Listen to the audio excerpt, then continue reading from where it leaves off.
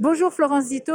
Alors, vous êtes maire de Saint-Nicolas-les-Citeaux, vous êtes également présidente de la Clé Vouge et présidente de l'Interclé Vouge-Ouge. Je me trompe pas? Oui, C'est bon? c'est ça.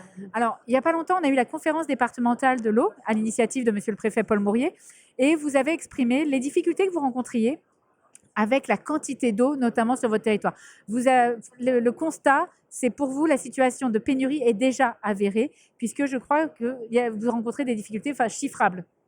Oui, tout à fait. En fait, nous avions mis en place une définition de volume prélevable il y a un peu plus d'une dizaine d'années, avec pour objectif d'atteindre, en termes de gestion de l'eau, un équilibre 8 années sur 10 à minima. Et en fait, on s'est rendu compte sur les 10 dernières années passées que 8 années sur 10, on était en déficit. Malgré les efforts. Malgré les efforts qui ont été faits, effectivement. Alors, devant ce constat, vous avez pris des mesures. Quelles sont-elles? Alors, face à ce constat, il y a eu beaucoup de choses qui ont été faites, mais avant de prendre des mesures, ce qu'on a fait, c'est qu'on a mis en place, on a lancé une étude prospective d'adaptation face au changement climatique, qui est une des raisons majeures de ces nouveaux déficits en eau, en termes de quantité, en tout cas.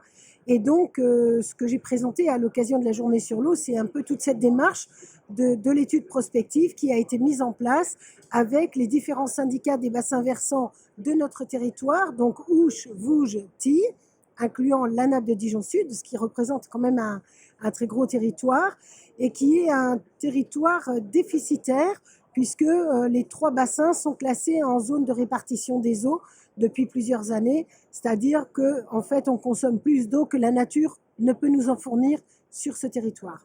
Et là, vous avez un objectif quantifiable et durable, sur des années, vous avez quelque chose de chiffré? Donc l'étude, elle a pris Le temps. un peu plus de 3 ans, elle a pris Oui. du temps, mais on peut dire 2 ans de travail, 2 ans de réunions nombreuses. On a créé des groupes de travail qui incluaient tous les acteurs proches plus ou moins de l'eau, que ce soit des politiques, Des économiques, des agriculteurs, des industriels, j'imagine, des associations de protection, des consommateurs. Donc tout le oui. monde a été invité à participer à ces groupes de contribution. On a eu plus de 400 participants actifs à ces groupes. Et ces groupes de contribution, en fait, ont constitué le moteur un petit peu de l'étude, puisqu'en fait, on a réussi à introduire un dialogue, des échanges et trouver des consensus. L'étude a permis, à partir d'un diagnostic de la situation, d'établir des prévisionnels, des prévisions à 2050 et à définir du coup des axes stratégiques d'action avec des plans d'action concrets à mettre en œuvre. Une action ou deux concrètes que vous auriez peut-être déjà mis ou à venir? Alors, il y a des actions qui effectivement ont déjà commencé largement, il y en a qui sont à programmer et à venir. Des actions concrètes qui sont mises en œuvre déjà, ce sont les restructurations morphologiques des cours d'eau, par exemple, dans tout ce qui... Recréer des méandres, des choses comme ça? Recréer des méandres, on réimplante de la ripisylve, on recrée de l'ombrage sur les cours d'eau.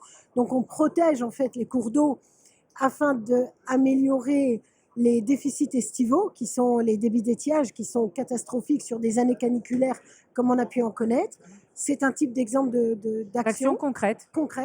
Une autre action concrète qui a été mise en place par l'Interclé de la Vouge et Nappe Dijon Sud, c'est la rédaction d'un guide à l'attention des acteurs de l'aménagement du territoire, urbanistes, SCOT, collectivités bien sûr, afin que l'eau soit prise en compte dès les premières réflexions d'aménagement du territoire, que ce soit en termes de construction, d'aménagement de quartiers, construction d'immeubles, etc.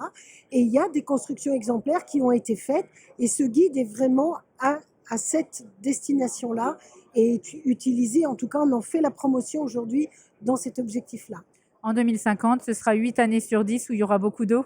On l'espère, et surtout de l'eau de qualité en plus, quoi. Je vous le souhaite. Merci Madame Zito. De rien.